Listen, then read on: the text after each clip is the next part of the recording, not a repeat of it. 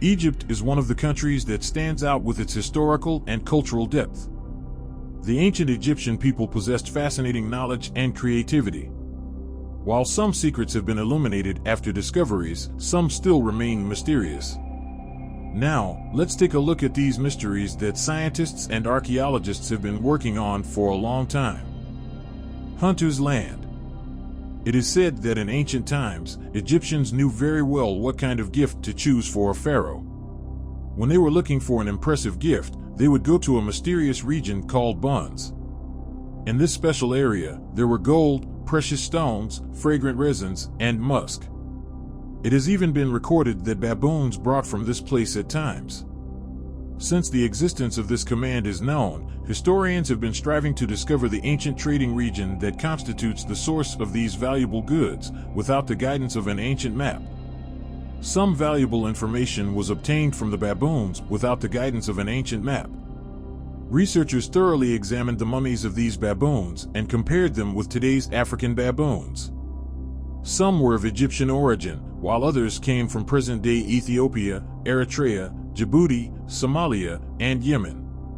These regions were referred to as Pun lands throughout history. The new findings not only provided valuable information about trade routes but also indicated the need to expand archaeological studies in Eritrea and Somalia. I wonder what historical secrets are waiting to be discovered in these regions. The Book of the Dead and Hymns. This impressive document is estimated to date back to around 1150 BC. This unique parchment provides in-depth information about the ancient Egyptian worldview and rituals. It contains details about pyramid construction. In 2013, a team consisting of French and Egyptian archaeologists made a discovery that shed light on history in an ancient Red Sea port found in Wadiend. The Egyptians, Pierre and Grimoire, discovered hundreds of papyrus fragments that can now be considered the oldest written document in Egyptian history. Among these papyri was a record book written in the 27th year of the reign of Pharaoh Khufu, which was hidden. These documents detailed the construction of the famous Great Pyramid. Mera, an overseer, recorded these documents. These documents contain valuable information about the daily lives of construction workers, particularly regarding the transportation of limestone blocks from the village of Turath that would cover the Giza Pyramid. This transportation process usually took 2 to 3 days. The documents also mention the year's other construction projects carried out by Inspector Miller and his team. One of them was the construction of a harbor on the Mediterranean coast. These historical documents revealed that the construction of the pyramids was carried out entirely by human hands and with perfect organization, dispelling conspiracy theories about pyramid construction. Mummification in ancient Egypt. Contrary to common belief, mummification in ancient Egypt was not aimed at preserving bodies for the afterlife, but rather at directing the deceased towards a divine entity. This new perspective could fundamentally shake what we know about mummies. Campbell Price, the director of the Egypt and Sudan museums, states that misconceptions about the mummification process in ancient Egypt were initiated in the West by researchers of the Victorian era who disseminated misleading information. These researchers had drawn parallels between the mummification process and the preservation of fish, as both processes involved the use of salt. However, the salt used by ancient Egyptians was not the same as the salt used in preserving fish. The salt used by the Egyptians was a combination of soda ash, sodium bicarbonate, sodium chloride, and sodium sulfate, which naturally occurs in the riverbeds of the Nile and was of vital importance in the mummification process.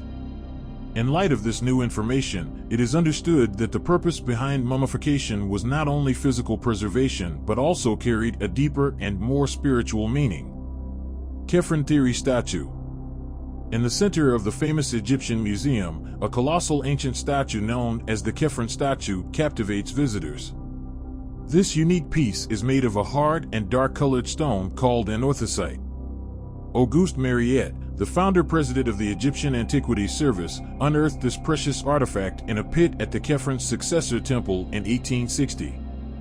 The statue depicts Kephrin, the pharaoh of the 4th dynasty, seated arrogantly on a lion-legged throne.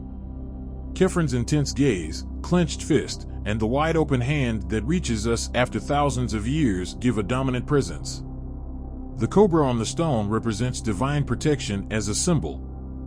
Hieroglyphs narrate Kephrin's significant role in unifying Egypt, while the falcon on his back represents the protective god Horus. This statue showcases the incredible artistic skill of ancient Egypt. The combination of various stones like versite, limestone, and coralite forms an idealized and impressive composition that leaves viewers in awe. This portrayal of Kephrin left a profound impact on the royal image and emphasized the pharaoh's close relationship with the divine entity. Golden-tongued mummies. The remnants of oxen salt represent an important archaeological site from prehistoric times, holding great potential for researchers. This recent discovery in El Bagnasa offers valuable information about Egypt's ancient history. The untouched state of a tomb is quite extraordinary considering the rarity of such findings. Many ancient cemeteries have been plundered by looters or damaged during past investigations. Therefore, an untouched tomb provides historians and archaeologists with the opportunity to examine original items and remnants in their complete and undisturbed state. Under the leadership of Esther Poncini Milano, the team uncovered limestone within the tomb, as well as many ritual objects associated with the deceased. Among these items, 4 jars containing organs and over 400 small clay funeral figurines stand out. These figures may represent miniature human figurines that the deceased could use as servants in the afterlife. The gold tongue in the mummy's mouth is particularly intriguing. According to ancient Egyptian beliefs, the deceased needed a physical tongue to communicate with the underworld god Osiris. Therefore, it is believed that a tongue made of gold was placed in some mummies. Gold was considered a sacred and incorruptible substance, so this material served the purpose of preserving the ability to communicate in the afterlife. This discovery can provide in-depth information about ancient Egypt's beliefs and rituals regarding death and the afterlife. Additionally, the presence of similar gold tongues in mummies in Alexandria suggests that this practice may have been widespread in specific regions of Egypt. The Rosetta Stone. The discovery of the Rosetta Stone during Napoleon Bonaparte's Egyptian campaign triggered the birth of modern Egyptology. The fact that the inscriptions on the stone contained the same text in 3 scripts provided the key needed to decipher Egyptian hieroglyphs. John's analysis of these inscriptions illuminated a mystery that spanned hundreds of years. Due to this feature, millions of visitors from around the world come to see it at the Great Museum in Italy every year.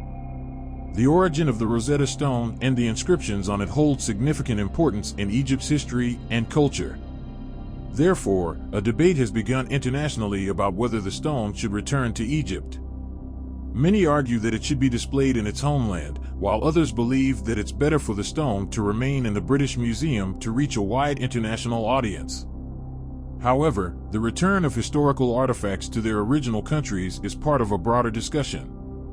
Many countries demand the return of historical and cultural heritage taken during colonial or wartime periods. It's not just a matter of where the artifacts are physically displayed, but also how they are presented and narrated to the public. Ancient Greece's hangover cure. Medical practices in the ancient world were shaped by the knowledge, beliefs, and natural environment of that era. This can also be observed in the papyri found in Oxyrhynchus, discovered by Bernard Grenfell and Arthur Hunt. These papyri provide invaluable information about the medical practices of ancient Egyptians and Greeks, their approach to diseases, and the methods they used to treat specific ailments. The leaves of the laurel bush found in Alexandria may have been just one treatment used to alleviate headaches. However, when evaluated with our current knowledge, the effectiveness of many medical practices in the ancient world may not be based on scientific foundations. It reflects the trial and error methods in approaching various health issues of that time. The belief in fish as a balancer and relaxant for the effects of alcohol has been a widespread belief from ancient times to today. In some cultures, especially in Asia, drinking fish sauce after alcohol is used as a method to alleviate headaches and other signs of intoxication. The papyri found in Oxyrhynchus are truly valuable for research in the field of ancient medicine. They contain information on various topics like hemorrhoids, ulcers, dental problems, and eye surgeries. These documents provide valuable insights into the medical practices of the ancient world and how these practices laid the foundations for modern medicine. The ancient temple dedicated to Zeus in Adana. The strategic importance and historical richness of ancient times make archaeological excavations in this region particularly exciting. The discovery of the temple dedicated to Zeus Cassius at Tel El Fenema once again reveals the rich and multicultural past of this region. Zeus is known as the chief god of Greek mythology, associated with thunder, lightning, and sovereignty. Cassius is known as the god of the sky. The combination of the characteristics of these two gods and Zeus Cassius reflects a period of interaction between different cultures, possibly exemplifying the cultural exchange between the Hittites, Egyptians, Greeks, and Romans. Antip, in ancient times, was known as a port city with both strategic and commercial significance. Therefore, traces of various cultural interactions can be found here. These interactions are evident in the design and structure of temples, inscriptions, and other archaeological remains. Mustafa Bazira's account indicates that archaeologists reached the remains of the temple by examining granite columns in the region.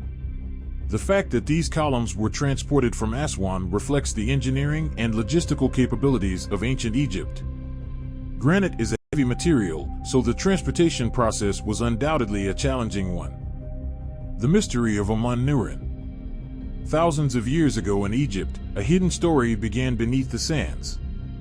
However, the Mystery of Omenuran, a mysterious book written in his name, contains the secrets, rituals, and wisdom of the king of all gods. Amun-Ra. Egyptians sought to understand the mysteries of life and gain knowledge about the gods and the workings of the universe. Therefore, Amun-Ra's book contained not only religious teachings but also valuable information about astronomy, mathematics, medicine, and philosophy of that era. Yet, very little is known about the content of the book, as most of the original copies have been lost over time. According to legend, a person who could read and understand the book could access the power of Omenuran and transform both themselves and their surroundings. Therefore, obtaining the knowledge was not merely a matter of possessing the book, it required deciphering its meanings and symbols. Some researchers believed that the disappearance of the book was not a coincidence but an intentional act. Ancient Egyptians may have hidden it out of fear of its power or to prevent it from falling into the wrong hands. Perhaps, deep within a pyramid or elsewhere, there still awaits a treasure. The legs of Queen Nefertarhan. Queen Nefertarhan is a prominent figure in ancient Egyptian history. As the wife of Ramses II, she played a significant role both in Egypt and in other countries.